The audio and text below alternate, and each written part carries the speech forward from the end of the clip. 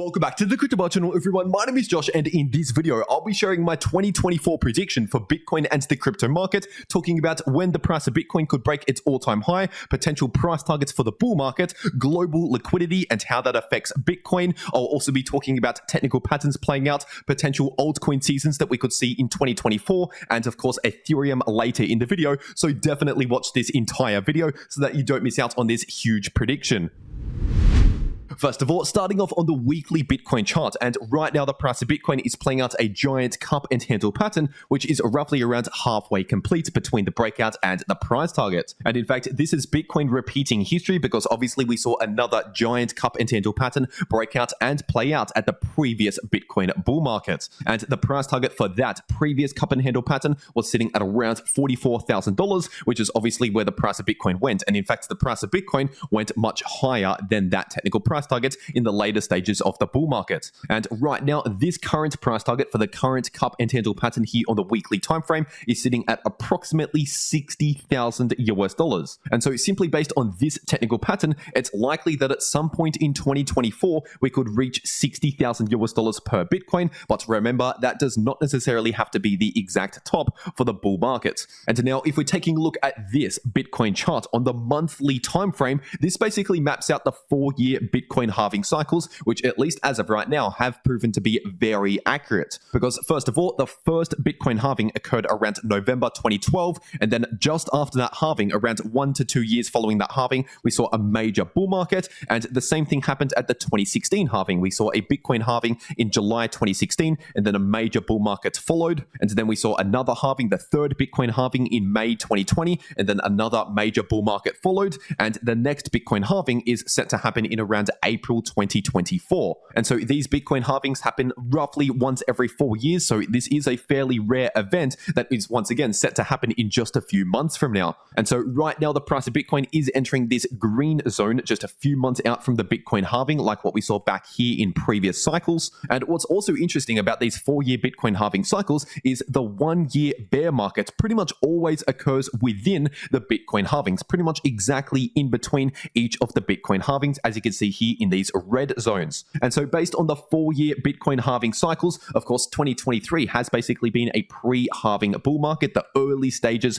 of the next bull market, because as we usually see in pre-halving years, the price does actually look more bullish than bearish. Of course, we have some pullbacks here and there, but overall, the pre-halving years are usually bullish. And so basically, the pre-halving years are just recoveries out of the bear market, flipping more bullish again, but we never see a breakout above the all-time high before the Bitcoin halving. In fact, if you're taking a look at previous all-time highs for Bitcoin bull cycles, that's mapped out by these horizontal green lines. As you can see, these were previous all-time highs for the price of Bitcoin in previous bull cycles. And here on the chart, I have circled exactly when the price of Bitcoin has broken out above its previous all-time high from the previous cycle. So in this first example, after the first Bitcoin halving, the price of Bitcoin broke out above its previous all-time high, roughly around 3 months after the Bitcoin halving. And if you're looking at the second Bitcoin halving, the price of Bitcoin broke out above its all-time high roughly around 8 months after the Bitcoin halving. And if you're looking at the third example, after the third Bitcoin halving, the price of Bitcoin broke out above its all-time high, above the previous all-time high, roughly around 7 months after the Bitcoin halving. And so when you average all of those out, on average, it's around 6 months after the Bitcoin halving, the price of Bitcoin actually breaks out above its previous all-time high.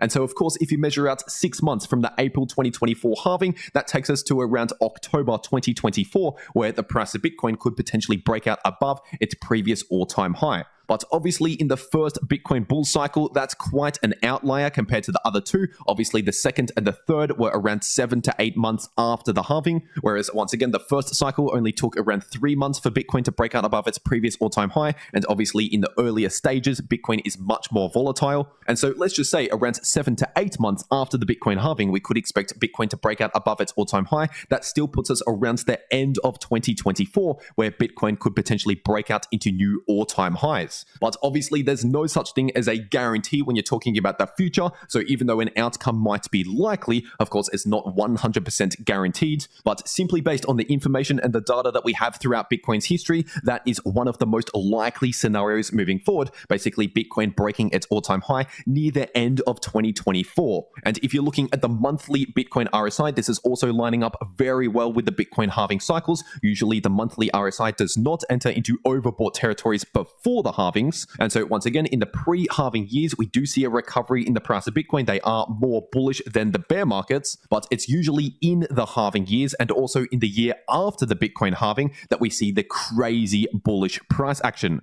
And so far, every Bitcoin bull market top has occurred when the monthly Bitcoin RSI has gone above 90. And so if you're looking at the monthly Bitcoin RSI right now compared to previous bull market tops, obviously we still have a long way to go over the next 1 to 2 years or so. And it's also worth mentioning that we usually see the Bitcoin bull market tops in the year following the Bitcoin halving, so not in the halving years themselves. For example, looking at the first Bitcoin halving cycle, we saw the halving take place in November 2012 and the bull market top take place at the end of 2013. Or if we're looking at the second Bitcoin halving cycle, we saw the halving take place in around July 2016 and the bull market top occurred near the end of 2017. And in the third example, we saw the Bitcoin halving around May 2020 and we saw that first major top around March, April 2021, but really the major bull market top occurred in around November 2021. And so once again, we usually see the top of the bull market take place in the year after the Bitcoin halving, which means it's likely that at some point in 2025, the bull market could top out. But that's simply based on the 4-year Bitcoin halving cycles based on Bitcoin's own history. But if we're looking at global liquidity here on the weekly Bitcoin chart, the white line is the DXY or US dollar index, and the red line is US interest rates. And now, obviously, the correlation between these are not perfect. They are far from perfect, but usually when interest rates are lower, that increases liquidity by decreasing the DXY. Because basically, when interest rates go to the downside, that increases lending activity in the economy. And when lending activity increases, that increases the circulating supply of currency, in this case, US dollars. And that's exactly what we saw at the beginning of the previous Bitcoin bull market. Obviously, we saw huge interest rate cuts, especially around the sickness that occurred in 2020. And interest rates stayed low for quite a while, for well over a year, which resulted in a huge amount of lending activity, which rapidly increased the amount of US dollars in the system. And when there's more US dollars going around and the same amount of goods and services to go around, of course, an increase in US dollars results in an increase in prices for investments, but also for prices of goods and services. And so obviously that's the primary reason as to why we saw a huge spike in inflation over the last couple of years, basically due to the Federal Reserve dropping interest rates and keeping them very low. But near the beginning of 2022, we saw the Federal Reserve begin hiking interest rates, which also increased the value of US dollars relative to other fiat currencies. But it is important to mention that this red line right here, US interest rates or the Fed funds rate, is set by the Federal Reserve or the FOMC meetings, whereas this white line right here, the DXY, is set by the free market, which means there's a lot more going on here. And of course, the markets, basically investors and traders, are obviously trying to predict the future all the time. They're trying to price in future events. And so basically markets like the crypto markets, the stock market, and also this DXY are forward looking. And so that's why we saw an increase beginning in the DXY before interest rates, because markets were beginning to expect an increase in interest rates before that actually happened. And right now we're seeing the same thing, but in the opposite direction. Obviously, markets for a while have been expecting interest rate cuts to occur at some point in 2024. And so rather than waiting for those rate cuts to actually happen next year, of course, markets have been pricing them in beforehand, resulting in a decrease in the DXY. And of course, sometimes the market can get this wrong. Sometimes the market can predict one thing, but another thing happens next. And so in that case, obviously, markets just have to catch up to the new reality if they mispriced what was going to happen next. But the main correlation on this Bitcoin chart between Bitcoin and one of these other indicators is, of course, between the DXY and the Bitcoin price. But of course, it's not a positive correlation, it's a negative correlation, which means if Bitcoin is going up, the DXY is going down and vice versa. And that's exactly what we've seen in previous bull markets and in the current bull market so far. Of course, in 2017, the DXY was crashing, resulting in a huge bull market in that year. And we also saw another crash in the DXY during 2020 entering into 2021, resulting in a huge Bitcoin bull market. And so far, the DXY has been significantly pulling back from the high that we saw in around October 2022. And ever since then, in around November 2022, the Bitcoin price has only been trending to the upside here on the larger timeframes. But anyway, taking a look at this Bitcoin chart, this is on the 2-week timeframe, zoomed all the way out, looking at the Bitcoin halving cycles. And this is taking a look at the 1618 Fibonacci extension from previous bull market and bear market highs and lows. Because if we're looking at the first Bitcoin halving cycle, the price of Bitcoin actually met major resistance at the 1618 level, which at that time was sitting at around $180 per Bitcoin. And from that point, we saw a significant correction, but then continued on with the bull market later. And in the second Bitcoin halving cycle, of course, we saw the price of Bitcoin hit that 1618 Fibonacci extension, see a major rejection around a 30 to 40% pullback, and then continue the bull market a little higher later on. And if you're looking at the latest example, the third Bitcoin halving cycle, of course, the price of Bitcoin pretty much exactly hit the 1618 Fibonacci level and then found major resistance at that level. And we didn't really go a lot higher than that Fibonacci level in the latest Bitcoin bull market. And that Fibonacci level just there, by the way, was sitting at around $60,000 approximately. So of course, we did go a little bit higher, but not a lot higher. And so throughout Bitcoin's history, so far, the price of Bitcoin has always hit the 1618 Fibonacci extension during its bull markets. But of course, in the earlier bull markets, the price did run a lot higher than the Fibonacci extension, whereas the latest bull market, it pretty much exactly hit the Fibonacci extension, only went a little bit higher. So with that in mind, if we're looking at the next Fibonacci extension, drawn from the all-time high down to the bear market bottom, this 1618 Fibonacci extension is sitting at around $170,000 per Bitcoin. And so once again, if you're looking at earlier Bitcoin bull markets, we actually hit that level and went a lot higher. Whereas if you're looking at the latest bull market, we pretty much exactly hit that level and then started the bear markets. So if we follow the latest example, obviously that would suggest the price of Bitcoin go up towards around 170,000 in the next bull market in terms of the bull market top at some point in 2025. But if you're looking at these previous bull market tops as potential diminishing returns, each time the price of Bitcoin going less and less above this Fibonacci level. And so it's possible this time around, we might not even hit the Fibonacci level, which means it's possible we could perhaps top out at around 140 or 150,000 rather than 170,000. But as a broader prediction for the price of Bitcoin, not an exact prediction, but as a rough prediction for the price of Bitcoin, it's possible the price of Bitcoin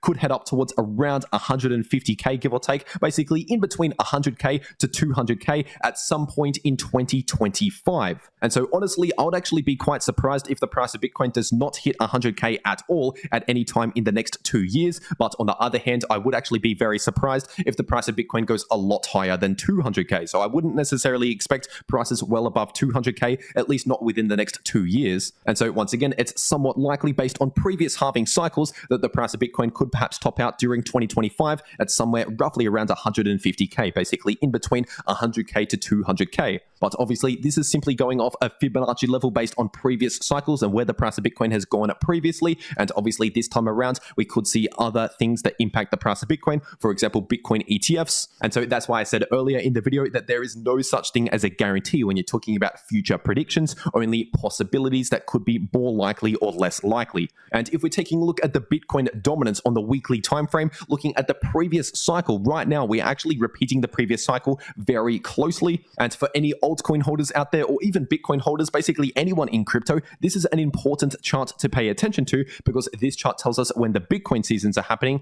and when the major altcoin seasons are happening. And these vertical lines right here, by the way, are the Bitcoin halvings. This was the previous Bitcoin halving back in May 2020, and this is the next Bitcoin halving in April 2024. And as we can see, these cycles are repeating once again very closely, with the Bitcoin dominance increasing before the halving. But then just before the halving, a matter of months before the halving, we actually see a breakdown in the Bitcoin dominance with a slight decrease just before the halving. And so when we're a matter of months away from the Bitcoin halving, that's when we start to see the altcoin market significantly outperform Bitcoin. Obviously, we see some altcoins out there doing very well, especially right now. But this isn't even the full-on altcoin season. This is just the early stages of the altcoins beginning to kick up again and outperform Bitcoin. And once again, what we saw in this previous cycle here in the Bitcoin dominance, we saw a breakdown below this ascending line of support and then a retest, a pullback back down towards this previous area of resistance, which acted as new support. And then we actually saw a slight bounce from that area right there before pulling back further, and especially after the halving actually happened in around 1 to 2 years following the halving, we saw a major pullback, actually a crash in the Bitcoin dominance. And so if we are to see something similar to what we saw in the previous cycle, that suggests a possible pullback down towards this area right here, sitting in between around 47.5%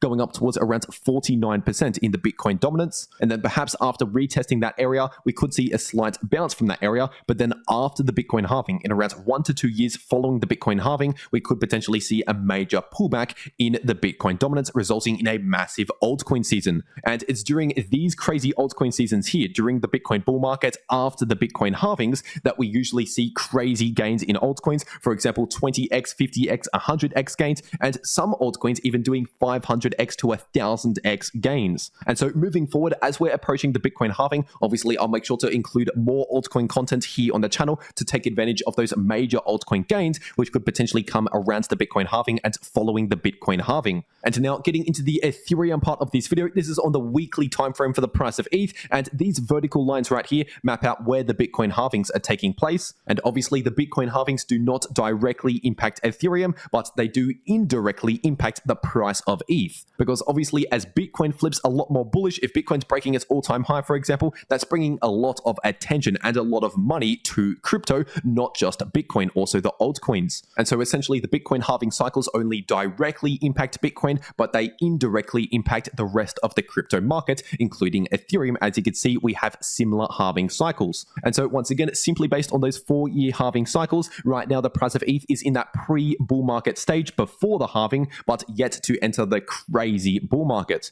And if we're taking a look at the weekly Ethereum RSI, right now we have a lot of similarities between right now and the previous cycle. For example, if we're looking at the previous bear market bottom back in around the end of 2018, we saw the weekly Ethereum RSI enter into oversold territories for the first time in history. And that oversold signal here in the weekly Ethereum RSI was obviously a perfect buy signal, telling us the bottom of the bear market. And of course, I talked about exactly that right back around the middle of 2022. I talked about the bottom of the 2022 bear market with the RSI entering into oversold on the weekly time frame. But if you're also looking at circle number 2 and 3, we're also repeating this very closely compared to the previous cycle. For example, after we saw that oversold signal, we saw a quick run up in the RSI and the price over the next few months or so, nearly over the next 1 year. And then just before the weekly RSI entered into overbought territories, we saw a slowdown from that bullish price action, basically a short-term cool-off. And we saw exactly that here in the price of ETH in this cycle, just over the last 1 year. Once again, we saw a major run-up from the bear market bottom in the RSI and in the price. And then just before the weekly RSI entered into overbought territories, we saw a significant cool-off in the price and the RSI.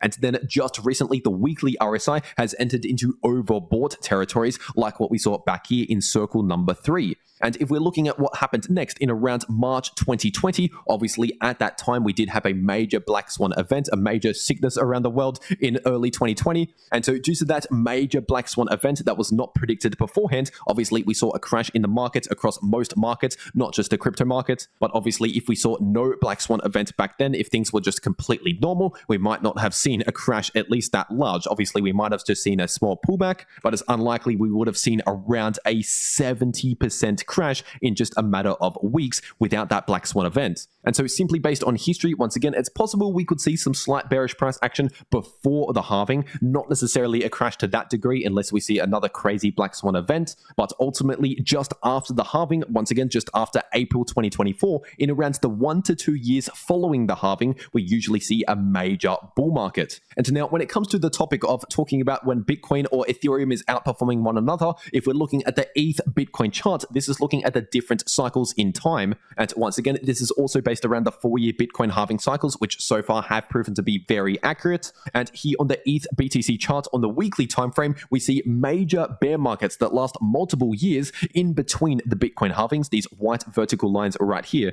And then these blue areas on the chart, these are the halving years. So for example, 2016 or 2020, 2024, obviously these are the halving years. And then we have the post-halving years, for example, 2017, 2021, and 2025. And we can definitely see some similarities between these previous cycles looking at the different years around the halvings. For example, in the halving year of 2016, we saw overall the price was a lot more bullish than bearish. Obviously, we did see a decent pullback in the later stage of the year, but overall the price ended a lot higher than the beginning of the year in the halving year itself. And then in the post-halving year in 2017, that was a very bullish year for ETH BTC. And remember, if this chart right here is bullish, that means Ethereum is outperforming Bitcoin. So ETH is doing a lot better than Bitcoin, whereas if this chart is bearish, that means Bitcoin is holding up better than Ethereum. And so essentially, when this chart is bearish, it makes more sense to hold Bitcoin over Ethereum, whereas if this chart is bullish, it makes more sense to hold Ethereum over Bitcoin. And if we're looking at the previous halving year, that was of course 2020, and right around to the beginning of that year, that is when the price of ETH versus Bitcoin flipped a lot more bullish throughout that halving year, and that bullish price structure continued in the post-halving year entering into 2021. Obviously, ETH continued to outperform Bitcoin. And then just like what we saw in the previous cycle, of course, we saw a major multi-year bear market in the ETH BTC chart like last cycle, but right now we are just about to enter into 2024, obviously just about to enter into the halving year. And now, once again, we can still see some decent pullbacks along the way, even during the halving year, but overall, the halving year and especially the post-halving year are usually a lot more bullish compared to these bear market years in between the halvings. And so more recently, and especially over the last 1 to 2 years, I have been a little bit more heavy in Bitcoin versus Ethereum, but moving forward in the next few months, especially over the next 1 year or so, personally, I will be moving some of my Bitcoin to Ethereum. But obviously, that is not personal financial advice because I don't know your personal financial situation.